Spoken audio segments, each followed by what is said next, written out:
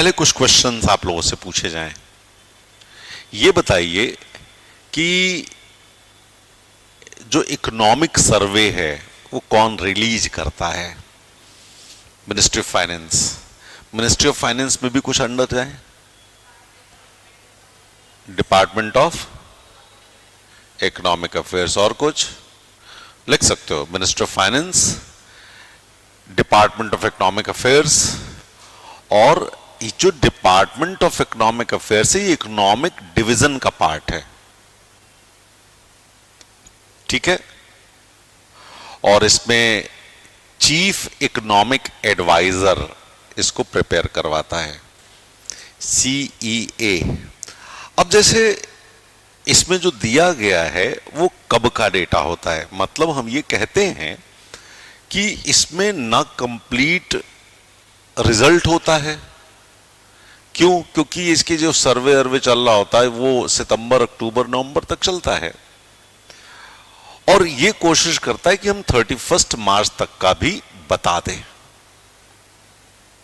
मतलब जैसे बजट दिया गया है 2025-26 का, तो ये इकोनॉमिक सर्वे होता है 2024-25 का। 25 अभी खत्म तो नहीं हुआ, 25 खत्म कब होगा? 31 मार्च 2025 को। तो बेसिकली 1 अप्रैल 2024 से लेकर के 31 मार्च 2025 का ये कुछ रियल है और कुछ इवैल्यूएटेड है, ऐसा ध्यान रखिएगा आप लोग, ठीक है। अब देखो, ये जैसे ही हमको मिलता है तो चूंकि गवर्नमेंट के पास पहले होता है तो हम आज से तैयारी कर सकते हैं ना कि अगले साल की पॉलिसीज कैसे बनेंगी, प्रोग्राम्स क्या बनाएंगे, प्रोजेक्ट्स कैसे बनेंगे, किस तरह से हम और बेहतर अपनी इकोनॉमी को कर लेंगे। इसलिए इकोनॉमिक सर्वे होता, हर चीज को छूता है इकोनॉमिक सर्वे। जैसे यदि हम बात करें तो जो जीडीपी ग्रोथ है वो 24-25 में 6.4% कही गई, 6.4%। ये एडवांस एस्टिमेट था, ये फर्स्ट एडवांस एस्टिमेट, जबकि रिवाइज एस्टिमेट कह रहा है, रिवाइज्ड एस्टिमेट कह रहा है कि ये 6.3 to 6.8% रहेगा। ये हमारा एक्सपेक्टेड है, समझ गए कि 6.3 to 6.8। यानी कि देखो ये ऐसा है, हम गौर करें, 6.4 दिया था, 6.3 भी हो सकता है, 6.8 भी हो सकता है, मतलब इससे कम भी हो सकता है, इससे ज्यादा भी हो सकता है। यही एस्टिमेशन है हमारा, ठीक है। दूसरी बात, यदि हम फॉरेक्स के बारे में देखें, फॉरेक्स तो 2021-22 में ये 607.3 बिलियन US$ था। पिछले साल मतलब 23-24 में इट वाज 646.4 बिलियन $, जबकि 24-25 में 3 जनवरी को जो निकाला गया है वो है 634.6 बिलियन $, ठीक है। यानी कि पिछले साल में हमारा थोड़ा सा कम हुआ है, लेकिन यदि हम 2022-23 देखें तो उसमें 578.4 ही था। इंडस्ट्रियल प्रोडक्शन में यदि हम देखें तो जो ग्रोथ दे रहे हैं वो 23-24 में 5.9% दिया है, जबकि 22-23 में इट वाज 5.2% और 21-22 में इट वाज 11.4%। 21-22 11.4%, 22-23 5.2%, 23-24 5.9%। इसमें यदि आप देखोगे तो एक बेस इफेक्ट दिख रहा है। 100 रुपए इनकम थी हमारी, अचानक से पिछले साल हमारी इनकम 80 रुपए हो गई। ये क्या हुआ? हमारा 20% का फॉल हो गया। अब यदि अगले साल यदि ये 100 रुपए फिर हो जाए तो हम क्या कहते हैं? 25% बढ़ गया। कहते हैं कि नहीं कहते हैं? तो ये रियल में बढ़ा नहीं दिख रहा है, ये वाकई में चूंकि बेस नीचे हो गया था इसलिए 25% है, अभी तो वही स्थिति है। लेकिन यदि रेगुलर दिखेगा हमको तो 5.2, 5.3, 5.5 ये ठीक है। तो 100 से 105 हो जाए तो अच्छा है, 105 से 110 हो जाए, 112 हो जाए, अच्छा है। ये बेस इफेक्ट होता है। और मान लीजिए अचानक से 100 रुपए से हमारी इनकम थी और हमारी इनकम में लॉटरी खुल गई 100 रुपए की और हमारी इनकम हो गई 200 रुपए, अगले साल हमारी इनकम हो गई 120 रुपए, तो क्या कहेंगे लोग कि यार इनकी इनकम तो घट गई कि नहीं घट गई? कहेंगे तो 40% नीचे आ गए। लेकिन वाकई में यदि देखा जाए 100 से 120 हुआ है 2 सालों में, तो बेस इफेक्ट कई बार हमको क्लियर खबर नहीं देता। तो ये कह रहा ना एग्जाम्पल, वो एग्जाम्पल कोविड का है हमारे पास, ऐसे आया था, नॉर्मलसी आई तो हमारा वो ज्यादा दिखा लेकिन उसके बाद सस्टेन करता है। ये होता है बेस इफेक्ट। बेस में यदि कोई एकदम सब्सटेंशियल चेंज हो जाए तो उसकी वजह से आगे आने वाले साल में डिफरेंस ज्यादा दिखता है, चाहे वो कम हो चाहे वो ज्यादा हो। ठीक है, इतनी बात तो आपको समझ में आ गई। इसी तरीके से यदि हम बात करें फूड ग्रेन्स प्रोडक्शन की, तो फूड ग्रेन प्रोडक्शन भी हमारा बढ़ा है, 22-23, 23-24 दोनों में बढ़ा हुआ है। इसको याद करने की जरूरत नहीं होती है।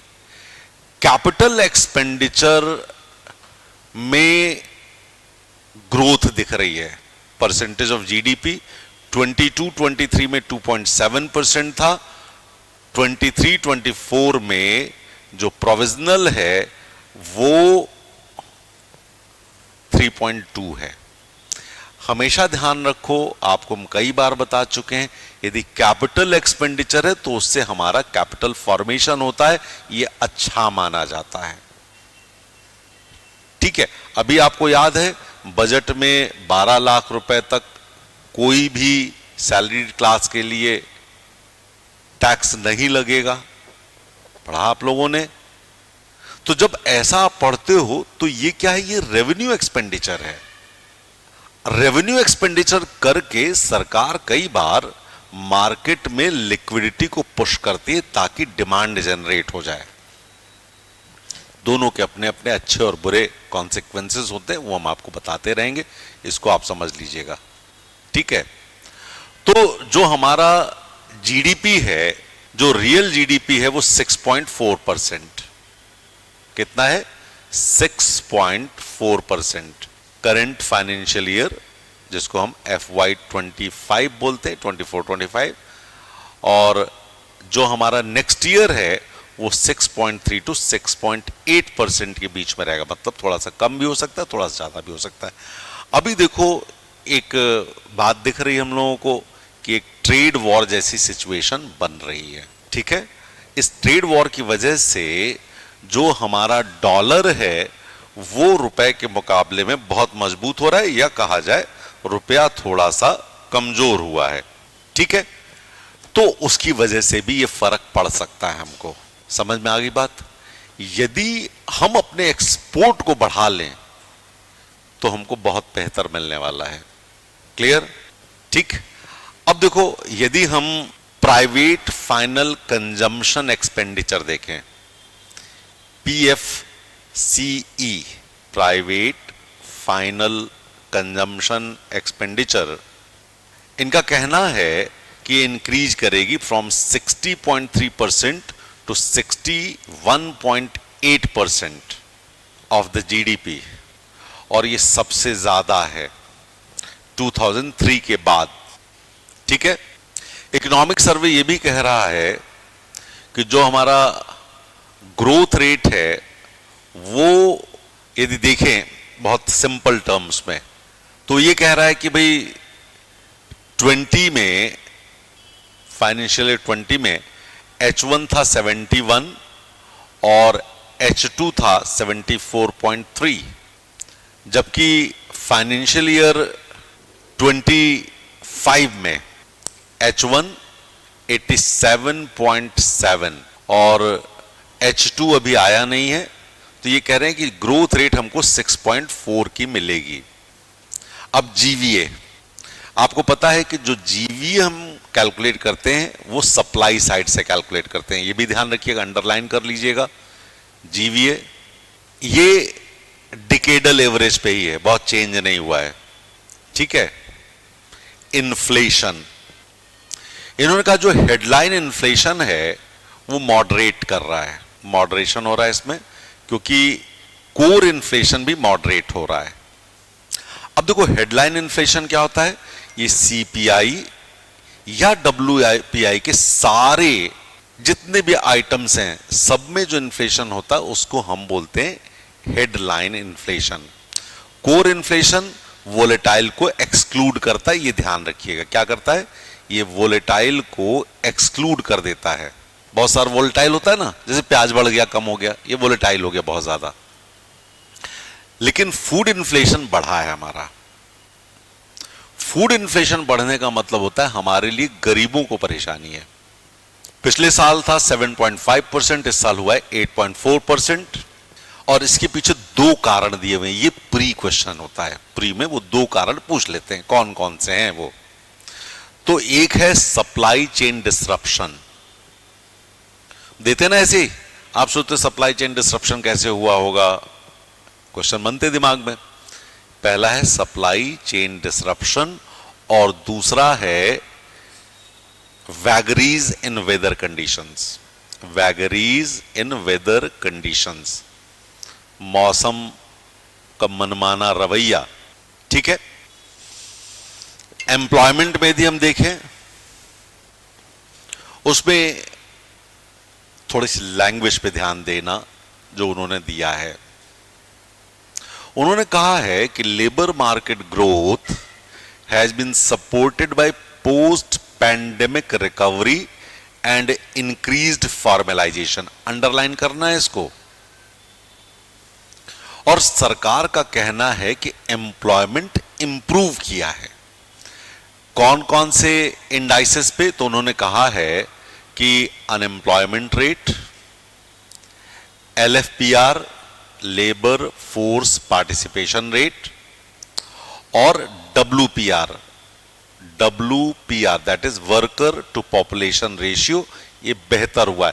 ये तीनों पॉइंट, ये प्री के क्वेश्चंस बनते हैं ऐसे, मेंस में तो तुमको पता है कि तुम्हें लिखना ही नहीं है, ठीक है। एफडीआई का इनफ्लो, देखो आपको पता है एक होता है एफडीआई, एक होता है एफपीआई। जो एफडीआई होता है ये स्टेबल होता है, एफपीआई वोलेटाइल होता है, ठीक है। हम कोशिश करते हैं कि जितना एफडीआई हमें मिले उतने से हम डेवलपमेंट को एक्सपीडाइट कर सकते हैं, एनहांस कर सकते हैं, ग्रोथ दे सकते हैं। तो एफडीआई में यदि हम बात करें तो 24-25 के फर्स्ट 8 मंथ्स में डिक्लाइन किया है। अप्रैल, मई, जून, जुलाई, अगस्त, सितंबर, अक्टूबर, नवंबर, ये नवंबर तक का डेटा है, इसमें डिक्लाइन किया है। इसके पीछे कारण किया है कि रिपैट्रिएशन हुआ है और डिसइन्वेस्टमेंट हुआ है। रिपैट्रिएशन का मतलब होता है जिसने पैसा लगाया वो जब वापस ले जाता है तो उसको हम रिपैट्रिएशन कहते हैं, ठीक है। यदि आप गौर करें तो फाइनेंशियल ईयर 20 में ये 56.01 बिलियन यूएस डॉलर था, जो कि अप्रैल टू नवंबर 2023 में 17.45 और अप्रैल टू नवंबर 24 में 16.03 बिलियन यूएस डॉलर हो गया, ठीक है। We need to improve it. Forex reserve की यदि हम बात करें तो हमने बता ही दिया आपको। तो इसमें उन्होंने कहा है कि भाई दिसंबर 2024 तक 640.3 बिलियन डॉलर था, जो कि ये बता रहा है हमको इकोनॉमिक सर्वे। हमारे पास एक्सटर्नल डेट है 711.8 बिलियन डॉलर का, 711.8 बिलियन डॉलर का। तो इनका कहना है कि हम 90% तो इससे पूरा कर लेंगे। अगस्त 2024 से डिक्लाइन करना शुरू हुआ है, ध्यान रखिएगा, बल्कि सितंबर 2024 से, और अभी तक लगातार ये डिक्लाइन कर रहा है।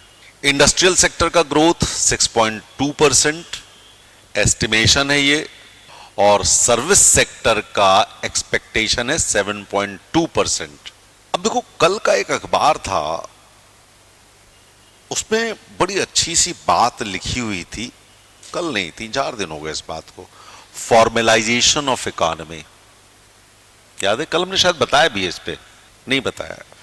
बहुत इंपॉर्टेंट है ये फाइनेंशियल फॉर्मलाइजेशन ऑफ इकोनॉमी। तो अखबार ये कह रहा है कि साहब अभी लोग पैसा फाइनेंशियल मार्केट में इन्वेस्ट कर रहे हैं। किसमें कर रहे हैं?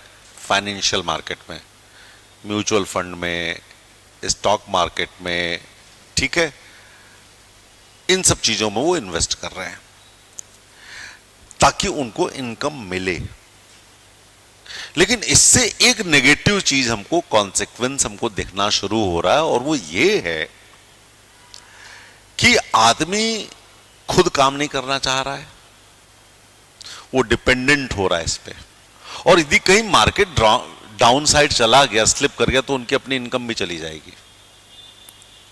तो financial formalisation is good but not extremely good. समझ मेरी बात? तो आदमी को पैसा यदि कमा रहा है, तो कई लोग बैंक में रखते पैसा। बैंक में पैसा रखने का कोई मतलब नहीं है। यदि आपका पैसा बैंक में रखा हुआ है, इसका मतलब आप नुकसान में हो। क्यों? क्योंकि मैक्सिमम इन्फ्लेशन तो कवर ही कर रहे हो आप, और क्या कर सकते हो उससे ज्यादा? आप 50 साल बैंक में रख लो। आदमी सोचता है फिर स्टॉक मार्केट में रखें, स्टॉक मार्केट में अप्स एंड डाउन्स हैं। रियल एस्टेट में आदमी पार्क करता है। तो जहां कहीं भी पार्क करो तो रियल एस्टेट ठीक है, लेकिन ये जो म्यूचुअल फंड है, इसमें ओवर रिलायंस नहीं होना चाहिए, नुकसान दे जाता है।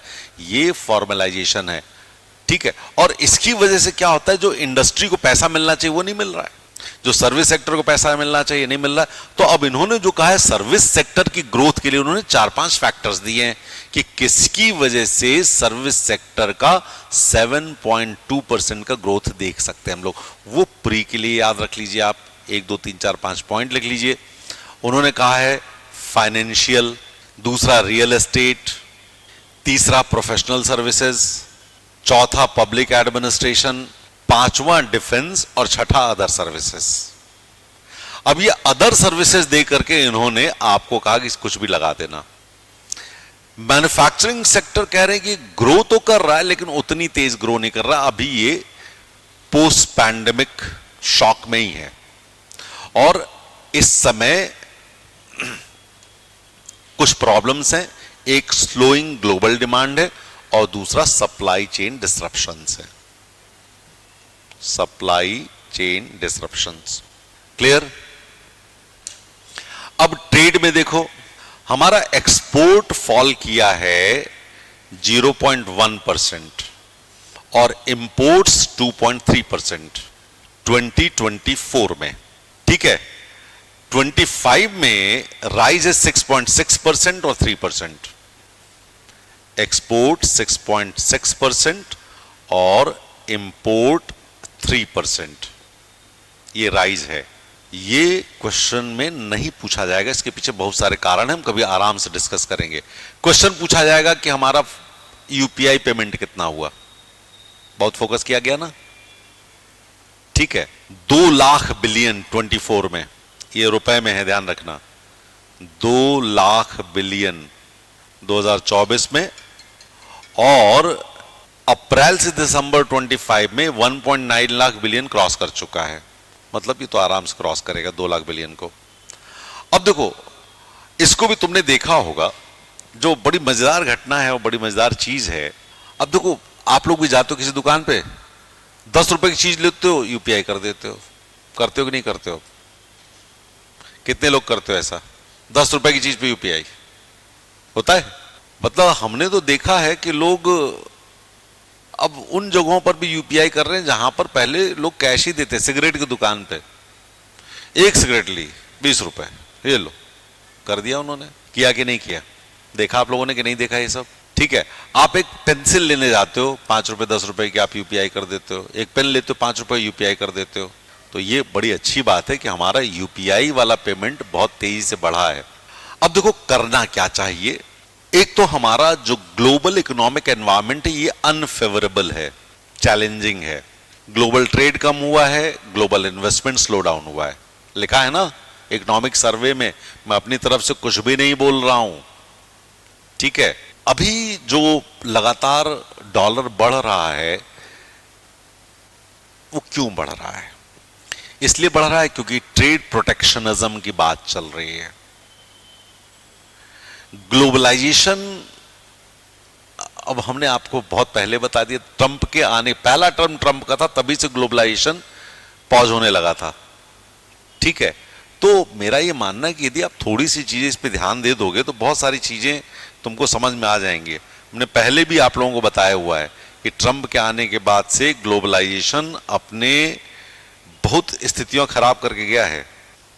तो ये कहा जा रहा है कि there may be global stagnation of economy, may be. तो एक ये कंसर्न है। दूसरा, चाइना फैक्टर। चाइना मैन्युफैक्चरिंग में सुपर पावर है।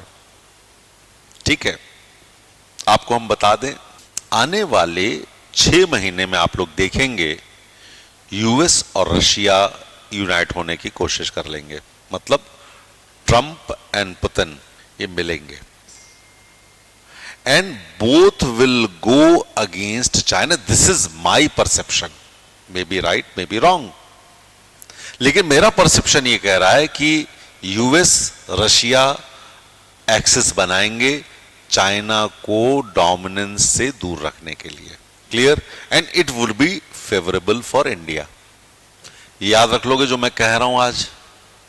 इस बात को याद रखना तुम, क्योंकि ये इंपॉर्टेंट बात है जो तुम्हारे लिए मैं बोल सकता हूं अभी। ठीक है, और ये तुम्हें दिखेगा भी, बहुत जल्दी दिखेगा। लेकिन एक बड़ी इंपॉर्टेंट सी बात, अभी इकोनॉमिक सर्वे हमारा कह रहा है कि जो अभी तक outsourcing of manufacturing to China था वो डिक्लाइन कर रहा है। समझ गए मेरी बात को? भाई आईफोन बनाना था तो चाइना से बनवा रहे थे, बाइसिकल बनवानी थी चाइना से बनवा रहे थे, मोटरसाइकिल बनवानी थी चाइना से बनवा रहे थे। तो उन्होंने कहा साहब नहीं, अब हम कहीं दूसरी जगह से बनवाएंगे। ये आउटसोर्सिंग कम हुई चाइना की, ये आगे चल करके और भी कम हो सकती। चाइना के लिए कंसर्न है, लेकिन चाइना एआई में बहुत फास्ट आ रहा है। ठीक है, तो ये भी आप देखिएगा।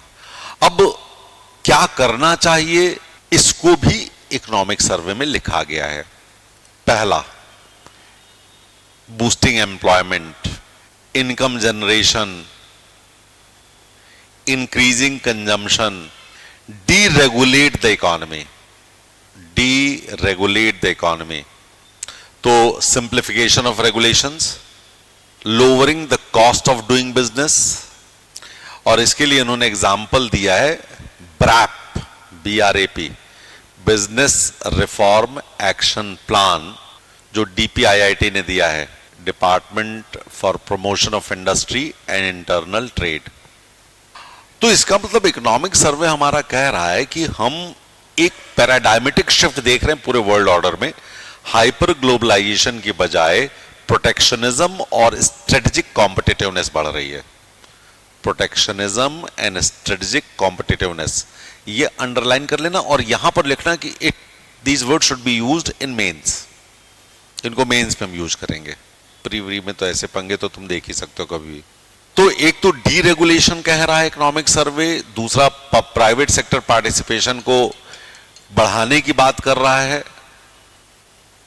अब इसमें कुछ पॉइंट्स दिए हुए विकसित भारत 2047 के लिए। उनका डीरेगुलेशन पहला पॉइंट, दूसरा augmenting internal capacities for growth, ये प्री के लिए लिखोगे सब, augmenting internal capacities for growth, और मेंस में ये पॉइंट भी लिखोगे, इसको लिख लेना प्री में और मेंस दोनों के लिए। Augmenting internal capacities for growth, तीसरा the role of private sector in nation building, और चौथा एनर्जी ट्रांजिशन, एनर्जी ट्रांजिशन। तो डीरेगुलेशन में ये कह रहे हैं stop micro managing the economy, ठीक है। अब इसमें वो कह रहे हैं कि एक प्रिंसिपल चेंज हो रहा है। पहले था गिल्टी अंटिल प्रूवन इनोसेंट, जब तक आप अपने आप को सही ना सिद्ध कर दो तब तक आप अपराधी हो। अब ये कह रहे हैं इनोसेंट अंटिल प्रूवन गिल्टी। ये एक ट्रांजिशन अंडरलाइन करके लिखना, मीन्स में लिखोगे तुम। क्या होता है, एक अधिकारी आता है और आपको कहता है आपने ये चोरी की है, अब बेटा आप प्रूव करते रहो। समझ गए मेरी बात को, ठीक है। और तो ये जो हम कह रहे हैं ईज ऑफ डूइंग बिजनेस 2.0 ये होना चाहिए। डीरेगुलेशन करेंगे तो एम्प्लॉयमेंट जनरेशन भी होगा, फ्लेक्सी वर्किंग आवर्स भी होने चाहिए, ठीक है। State should deregulate, reduction in tariffs and fee, risk based regulations होने चाहिए, सिंप्लिसिटी ऑफ प्रोसीजर्स होना चाहिए, लिबरलाइजिंग हायर एजुकेशन होना चाहिए। ये सब डीरेगुलेशन के लिए हैं, ठीक है। अब प्राइवेट सेक्टर में कुछ परेशानियां जो दिखाई जा रही हैं वो समझ लेना। कॉर्पोरेट प्रॉफिट बढ़ा है 22.3% फिस्कल ईयर 24 में, फाइनेंशियल ईयर 24 में, जबकि एम्प्लॉयमेंट बढ़ा है सिर्फ 1.5%। This is bad. दूसरी बात, वेज नहीं बढ़ाई इन लोगों ने, वेजेस। तो इन्होंने कहा है कि भाई इंडिविजुअल्स को इकोनॉमिक फ्रीडम दो, स्मॉल बिजनेस को दो, इंडिजनाइजेशन ऑफ ईवी सेक्टर होना चाहिए। इकोनॉमिक सर्वे 482 पेजेस का है, आपने देखा कि नहीं देखा? इकोनॉमिक सर्वे खोल लिया होगा अपना। हम उसमें से कुछ बेसिक पॉइंट्स बताते हैं जो आपको ध्यान रखना है। जो ग्लोबल ग्रोथ ट्रेंड है वो अराउंड 3.2% टू 3.3% कह रहे हैं 24-25 में, ठीक है। और उसमें हम कह रहे हैं हमारा अच्छा जा रहा है, यही है ना, ठीक है। इसमें एडवांस्ड इकोनॉमीज की ग्रोथ रेट कम है। यूएस के लिए कह रहे हैं 2.8% 24 में और डिक्लाइन करेगा ये 2025 में। मुझे ऐसा थोड़ा सा कम लग रहा है। यूरो एरिया में ये कह रहे हैं कि 0.4% टू 0.8% 23 to 24 और 1% 2025। अच्छा है ये, ठीक है। अब देखो इसमें भी एक यदि देखें हैं डेवलप्ड कंट्रीज में, तो यूरोप की कहानी यदि देखी जाए तो उसमें जहां पर सर्विस सेक्टर है वो स्ट्रेंथन हो रहा है और जो मैन्युफैक्चरिंग सेक्टर है वो कम हो रहा है, डिमांड कम होने की वजह से, वीक डिमांड। अंडरलाइन करते रहना, ये सब छोटे छोटे पॉइंट्स होते हैं जो प्री में पूछे जाते हैं। इसमें खासतौर से जर्मनी के लिए स्ट्रक्चरल वीकनेसेस की बात की गई है, ठीक है। जापान के लिए कह रहे हैं ग्रोथ हिंडर हुई है, डोमेस्टिक सप्लाई डिसरप्शंस।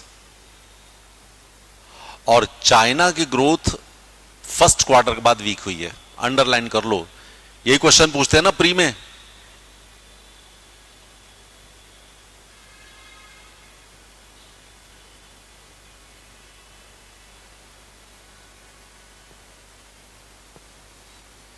तो सर्विसेज बेहतर हैं, मैन्युफैक्चरिंग नीचे आ रहा है थोड़ा सा।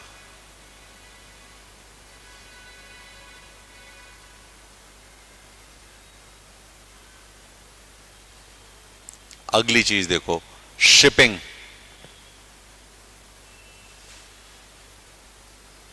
शिपिंग से प्राइसेस बढ़े हैं, लेकिन यदि हम गौर करें तो शिपिंग के प्राइसेस बढ़े हैं हमारे जून के बाद से, और जून के बाद से कम होने शुरू हो गए। जैसे इसमें एक वर्ड दिया हुआ है GSCPI, बहुत इंपॉर्टेंट वर्ड है, पेज नंबर 7 पर आप देखोगे, that is global supply chain pressure index.